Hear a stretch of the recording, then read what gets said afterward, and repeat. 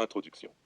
Imaginez deux personnes qui entrent dans une pièce. La première attire immédiatement tous les regards. Les têtes se tournent, les conversations s'arrêtent, les gens la regardent. Elle est remarquée. La deuxième entre discrètement. Peu de monde réagit, pas d'effet spectaculaire. Pourtant, 3 jours plus tard, tout le monde se souvient d'elle. Elle est rappelée. Et c'est là que se trouve une différence que beaucoup ne comprennent pas. Être remarqué est instantané, être rappelé est durable. Le piège de l'attention. Nous vivons dans une époque obsédée par la visibilité. Tout le monde veut être vu, être liké, être applaudi, être validé. Alors on cherche ce qui attire l'œil. La phrase choque, la tenue choque, l'image choque, le comportement choque. Et ça fonctionne pendant quelques secondes, parfois quelques minutes. Puis arrive une question brutale. Que reste-t-il lorsque l'effet disparaît, l'expérience? Faites le test. Repensez aux 100 dernières personnes croisées. Combien avez-vous remarqué? Probablement beaucoup. Maintenant demandez-vous, combien vous ont réellement marqué? Combien vous reviennent encore en mémoire? Très peu.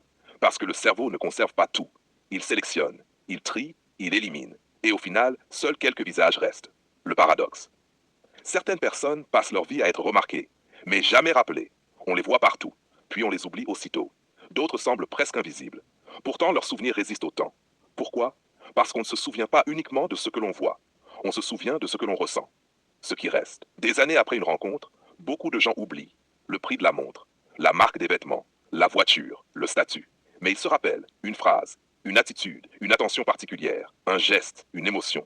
Car la mémoire humaine n'est pas un musée d'objets, c'est un musée d'émotions. Le test du temps. Imaginez deux scénarios. Personne numéro 1. Elle attire toute l'attention. Tout le monde parle d'elle aujourd'hui. Mais demain, une nouvelle personne arrive et elle prend sa place. Personne numéro 2. Elle ne cherche pas à impressionner. Elle cherche à connecter, à comprendre, à laisser une empreinte. 10 ans plus tard, son nom revient encore dans les conversations. Qui a réellement gagné? Ce que les gens confondent. Beaucoup confondent notoriété et impact, visibilité et influence, bruit et présence. Pourtant, ce sont des choses différentes. Le feu d'artifice attire les regards, le phare guide les navires. Le premier impressionne, le second reste utile.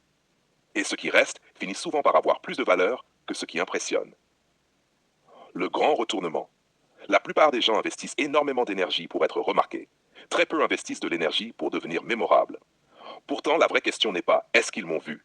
La vraie question est « est-ce qu'ils se souviendront de moi quand je ne serai plus là ?»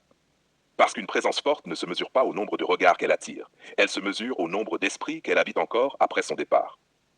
Conclusion. Être remarqué ouvre parfois une porte. Être rappelé laisse une trace. L'un dépend souvent de l'apparence. L'autre dépend souvent de l'impact. L'un dure quelques instants. L'autre peut durer des années.